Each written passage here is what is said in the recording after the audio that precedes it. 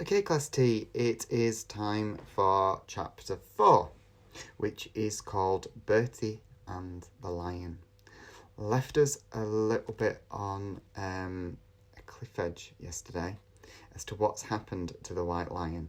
So let's see if we find out in this next chapter. I'm guessing the title of the chapter does sort of maybe give it away. Let's have a see. One morning, a week or so later, Bertie was woken by a chorus of urgent neighing. He jumped out of his bed and ran to the window. A herd of zebras was scattering away from the waterhole, chased by a couple of hyenas. Then he saw more hyenas, 3 of them, standing stock still, noses pointing, eyes fixed on the waterhole. It was only now that Bertie saw the lion cub. But this one wasn't white at all. It was covered in mud, with his back to the waterhole, and he was waving a pathetic paw at the white hyenas who were beginning to circle. The lion cub had nowhere to run to, and the hyenas were siding ever closer. Bertie was downstairs in a flash, leaping off the veranda and racing barefoot across the compound, shouting at the top of his voice. He threw open the gate and charged down the hill towards the waterhole, yelling and screaming and waving his arms like a wild thing.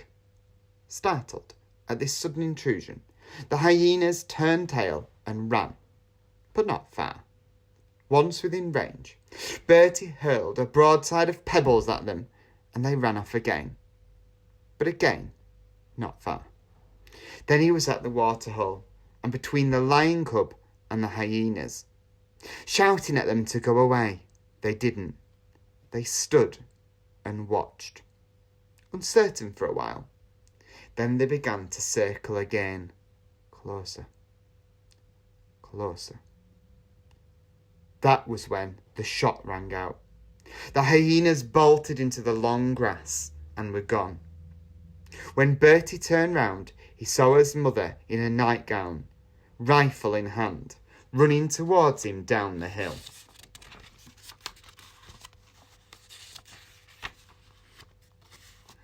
He had never seen her run before.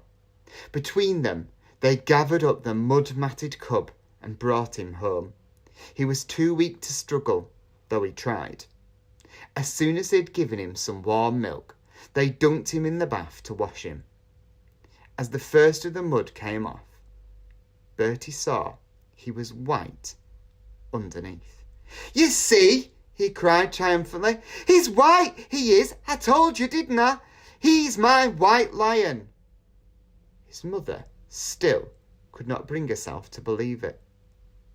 5 baths later, she had to.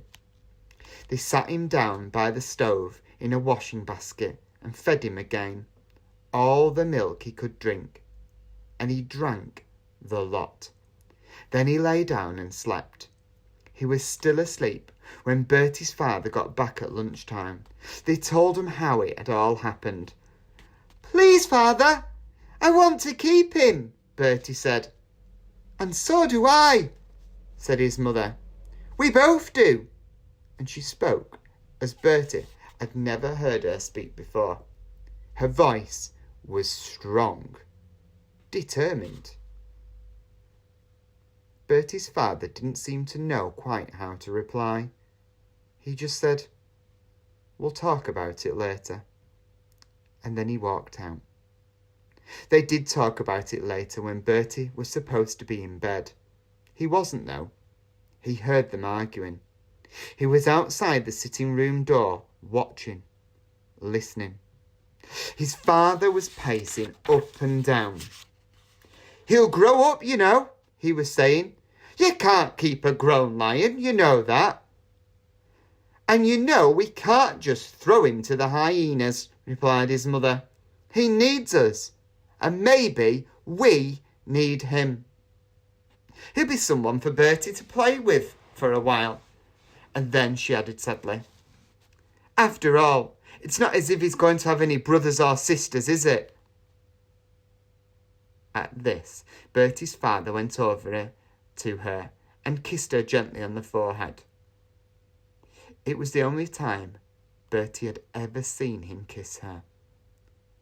"All right then," he said.